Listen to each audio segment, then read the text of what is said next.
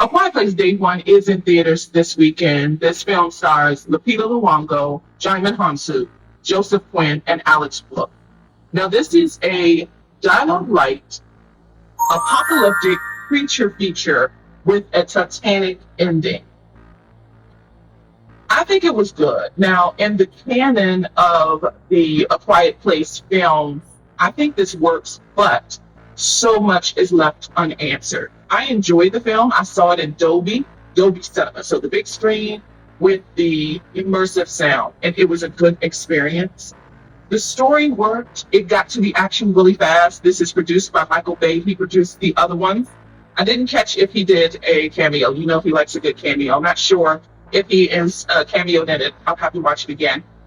But I enjoyed it. Now, Lupita Nyong'o, if you've seen her performance in Us, then you know she has the ability to emote really deep-seated emotion with her body and her face. And I think she does that in this film. And as I was watching it, a lot of what she does with that character in Us translates here in the same way.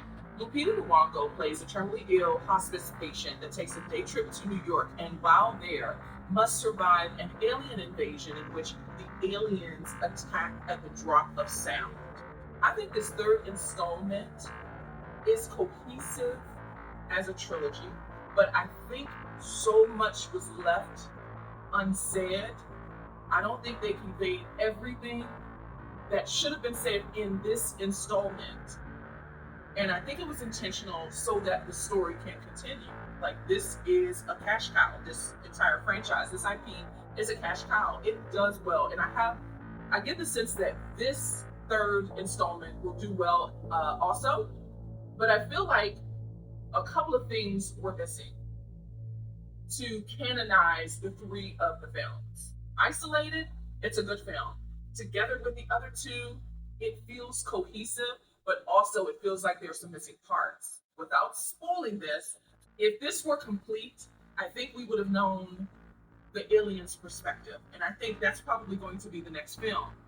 Where these aliens came from and why they're attacking, why they can't swim. That's not a spoiler because that's in the second one. And why they attack at certain decibels. I think they're going to continue on with these films because, like I said, it's a cash cow. But here, we don't know where the aliens come from and why they're attacking. It would be good as a fourth installment to show at least that. And I feel like that's going to be the next movie. We're going to see where they came from, and I think we're going to get the aliens' perspective. I think this was a good film. It left me wanting more because I feel like the first A Quiet Place is near perfect. I think the second one was good because we got a sense of the story. And this one, it feels like there's more to learn about this world.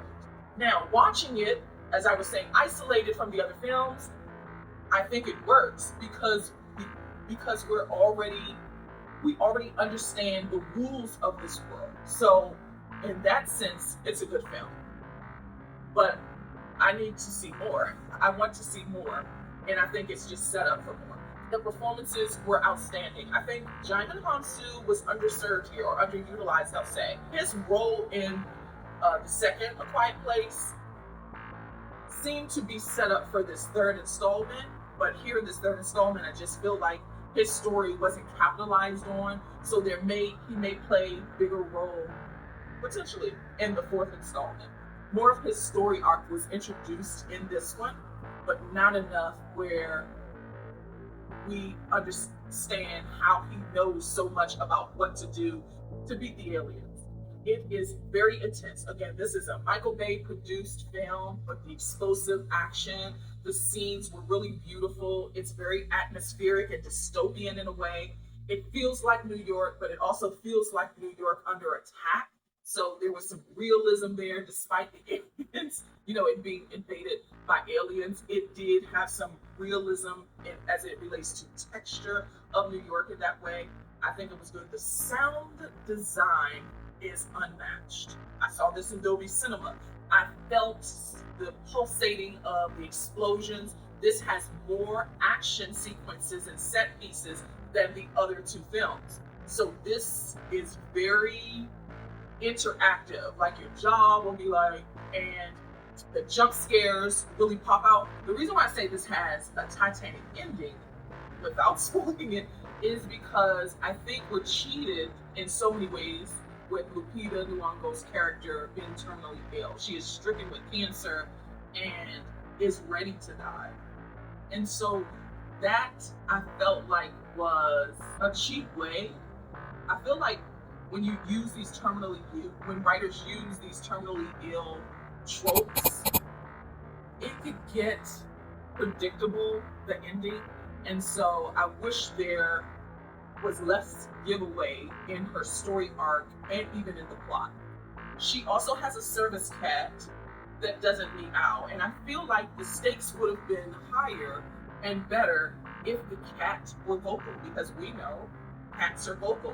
The first A Quiet Place works with, if you've seen it, hopefully you've seen it, where Emily Blunt's character is pregnant and goes into labor, so you know there's a lot of vocal acting that's necessary there, and a lot of holdback that you need so that you won't be attacked while delivering a baby.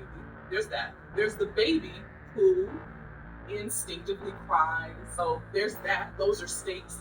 And then you have a deaf child they have to communicate with. So there was stakes there. The stakes were better there. And I feel like when you have a terminally ill, two sticklers that I always have, a terminally ill patient that is ready to die, or an alcoholic. I think those are just cheap tropes or really easy giveaways for the audience because we've been conditioned to know what the outcome is with those, using those tropes to move as plot devices, I'll say, to move the story along. At any rate, I liked it. I think it is a good addition to the canon of A Quiet Place. It's well directed. The production design is really beautiful, and like I said, it feels real. There's some realism and texture to it. The sound design, like, unmatched. It's really good. I liked it. A Quiet Place DayOne is currently in theaters now. I recommend that you see it this weekend on the biggest screen you can find.